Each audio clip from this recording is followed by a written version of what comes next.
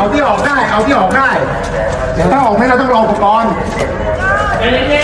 ได้อุปกรณ์ก่อนนะรออุปกรณ์ลงคนมาแล้วเย็นลงเฮียโอ้ย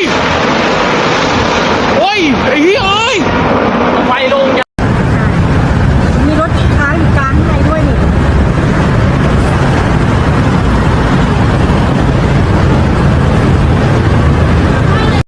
โอ้โหทุกคนตึกสองข้าง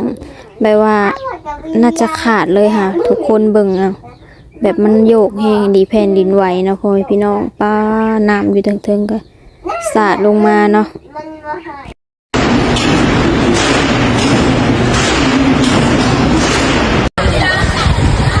ว้าวของเขาด้านหนึ่งเลยทุกคน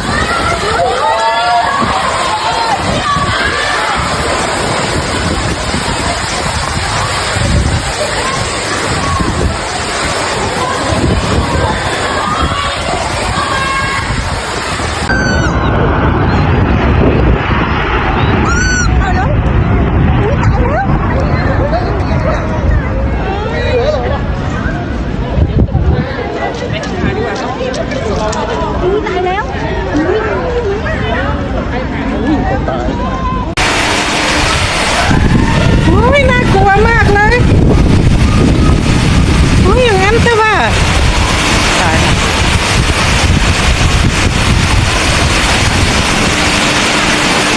กดน้ำโอ้โหโอ้สาดไหมเนี่ยโอ้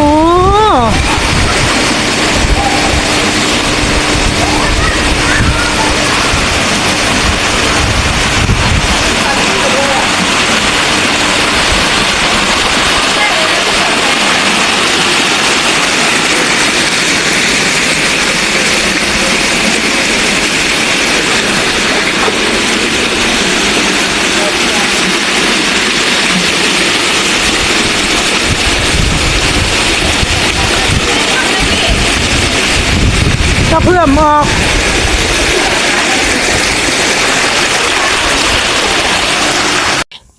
ฮัลโหลสบายดี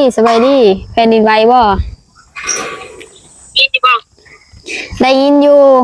มาถามข่าวว่าแผ่นดินไหวบ่คือว่าเวียนหัวหมุนติ้วชิล่มว่ะแท้จริงแผ่นดินไหวบ้านเขาดิอยู่บ้านเฮามันยังมาบ่ฮอดมีแต่ฝนได้สิตกนี่สบายดีเด้อ โทรมาถามข่าวว่าแผ่นดินไหวเพราะได้ข่าวว่าแผ่นดินไหวเวียนหัวว่ะทั้งอันอุ่นเพิ่นกะสะเทือนอยู่บ่ทางน่ะสะเทือนอยู่บ่หาเว้าใหม่อยู่บ่ได้ยินทีโอเลยป้าเพิ่นว่าแผ่นดินไหวเพิ่นว่าคือขี้อู่นี่เนาะเพิ่นว่าป้าคันขี้อู่นี่มันก็ค่อนข้างหนักเด้คือได้ข่าวว่าอันอีหยังวะ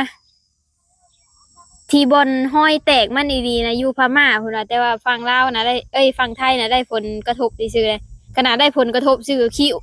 คืออันนั่งเปนี่นะพ่อแม่พี่น้องป้าอ่ะจะสิลองเฮ็ดทดสอบเบิ่งเนาะ แผ่นดินไหวคือนั่งเปแบบนี้พ่อแม่พี่น้องเบิ่งเลยคิดเอาก็มันก็จะเป็นแบบนี้เลยเนาะ สาธิตในเบิ่งเลยคือนั่งเปพุ่นนะ รถดีนะนั่งหายอย่างพวกจนจากอ้วกดิคือเป็นวิ่งเป็นเวียนนี่พุ่นว่าเนาะแบบจังซี่นะพ่อแม่พี่น้องเนาะป้าเพิ่นบอกว่าต้มผักอยู่แก๊สเป็นน้ำมันเปื่อยป้าน้ำกับเพื่อนเพิ่นว่าตั้งแต่เกิดมาอายุ30กว่าปีหากก็พ่อเนาะแต่ว่าสสีบ่เคยพ่อดอกมาก่อนพ่อแม่พี่น้องเนาะแต่ว่าเอื้อยเพิ่นยังอยู่ฝั่งนั้นเบิ่งเอื้อยเพิ่นเล่าสู่ฟังนี่ปานว่าขี้อูแล้วก็น้ำก็จนเพื่อนอันสะเทือนเบิดพุ่นน่ะเนาะคิดยังบ่ออกคิดได้แต่ว่าเฉลยเงินอยู่บ้านนี่บ่เฉลยเพื่อบ้านบ่คิดได้เป็นอย่างดีแล้วเพิ่นอยู่ฝั่งนั้นเพิ่นคิดอย่างเดียวเนาะตกใจเพิ่นน่ะสิได้เมื่อบ้านบ่น่ะ แผ่นดินไหวแล้วคิดฮอดบ้านได้บ่อยากมาเลยบ่ คิดออกแต่อย่างเดียว คิดออกได้อย่างเดียวก็คือบ้านเพิ่นว่าแผ่นดินไหวคิดออกอย่างเดียวก็คือบ้าน เห็นว่าตึกอันอยู่อันมอชิดน่ะเนาะถล่มเพิ่นว่าพนักงานก็300กว่าคนว่ะจักสิเป็นจังไดเนาะก็ส่งกำลังใจให้เนาะอันนี้ก็โอ้ได้ยินแล้วก็หดหู่แฮงเนาะจักสิเป็นตายร้ายดีจังไดเนาะมันก็น่าจะดีมันมาแบบโหกลัวเละเลย ป้าบ่เป็นตาย่านเนาะก็เป็นตาย่านดีน้ำก็จนเพื่อนเฮ็ดคือว่านั่งปีนี่ป้า อันต่างคนก็กลัวกลัวกันแค่ว่าคอยเป็นวิทย์เกี่ยกันเรียกกลัวว่าคอยเป็นวิทย์มา ต่างคนต่างบอกว่าเป็นวินแท้จริงแผ่นดินไหวเนาะ แม่มันคือเฮ็ดสิริแต่ว่ามึงเฮ็ด ต่างคนต่างหัวแผ่นดินไหวไงเฮ้ยคอยเป็นวิทย์แต่อันนั้นคอยเป็นวิทย์ ป้าไม่ต้อง เรียกกันออกมาแล้วพระโรงเรียนได้เป็นวิทย์ว่าทางน้ำนั้นน้ำจนพกน้ำกระทะจริงอ่ะ น้ำกระทังกระน้ำจนข่อมเพิ่นว่าจนหกเบิดเนาะเป็นตาย่านนี่ดีเพราะว่าเห็นอยู่ FC ก็ส่งมาให้เบิ่งหลายคนอยู่เนาะแล้วก็คนหนึงก็โทรมาว่าเจอแผ่นดินไหวก็คิดว่าอันนั้นเนาะตอนนั้นก็ยังพาหลานไปหาหมอนึงก็บ่ได้โทรกลับว่าเพิ่นเจอแผ่นดินไหวว่ะทางฝั่งลาวเป็นได้ฝั่งลาวนี่ยังเนาะยังมาบ่ยังบ่ฮอด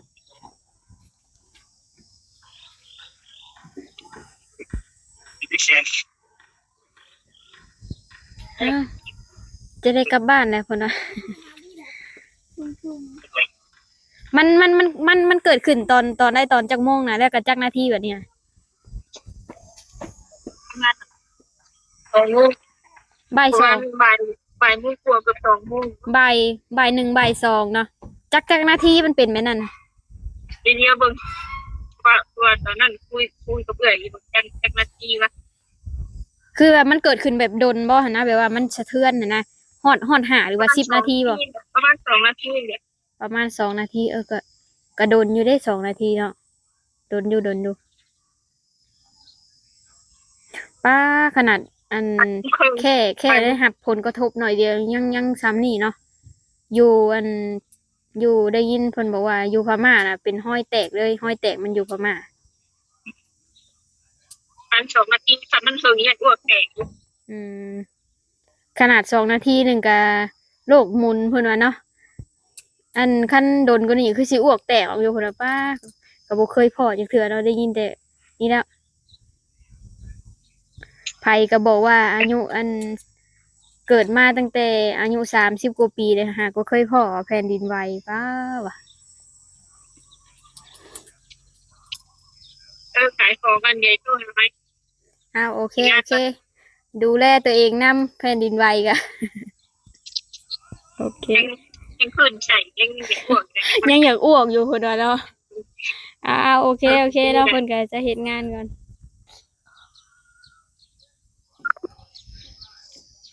ป้าเพิ่นก็ว่าเพิ่นโทรมาเนาะพ่อพี่น้องว่าเป็นได้ฟังลาวเนาะเพิ่นส่งข่าวอะไรว่าอยู่ฝั่งไทยน่ะแผ่นดินไหวตอนแรกน่ะ FC ส่งมาเนาะแล้ววันนี้ก็พี่สาวก็โทรมาเนาะบอกว่าเพิ่นก็เป็นห่วงอะไรเนาะเพราะว่าอยู่พุ่นมันก็เป็นตาย้านแฮงเนาะพ่อพี่น้องจนแบบว่าบางคนก็อ้วกเนาะบางคนหั่นนะแบบมันคือนั่งเปนี่นะพ่อพี่น้องแบบนี้ได้นี่เนาะก็เฮานั่งเปก็คือมันแบบเบิ่งในเวลาสภาพเฮาก่อยนะป้าพุ่นน่ะเนาะเพิ่นโทรมาเพิ่นก็ถามข่าวเพราะว่าอยู่ฝั่งไทยมันเกิดเพิ่นว่าเป็นจังได๋ฝั่งลาวเนาะพ่อพี่น้องแต่ว่ามันเกิดขึ้นก็สิ่งแรกก็คิดฮอดก็คือบ้านเพิ่นว่าเนาะจักสิได้กลับบ้านบ่เด้ว่าเนาะแต่ว่าเพิ่นก็เฮ็ดงานแล้วเพิ่นก็มันเกิดขึ้นก็ประมาณ2 นาทีเพิ่นว่าเนาะพ่อพี่น้องแต่ FC ส่งมาบอกเนาะอยู่ว่าแผ่นดินไหวเนาะขนาดอันฝั่งไทยได้ครับอันผลกระทบหน่อยหนึ่งมันก็ยังซ้ำนี่เนาะพ่อพี่น้องอันอยู่บนห้อยแตกมันอีดีจักสิซ้ำใดเนาะบ่อยากจะคิดเลยพ่อพี่น้องแต่ก็เป็นกำลังใจเนาะให้คนที่แบบอันนั้นนะเพราะว่าเห็นข่าวอยู่เนาะข่าวออกเต็มอยู่พ่อพี่น้องว่าตึกถล่มนะมันอยู่อัน ตึกอีหยังไก่อันหมอชิดนะเนาะพ่อแม่พี่น้องที่เขาเจ้าอันสร้างใหม่อะนะป้าเสียหายหลายล้านเนาะพ่อแม่พี่น้องและก็คนในหันน่ะคือว่า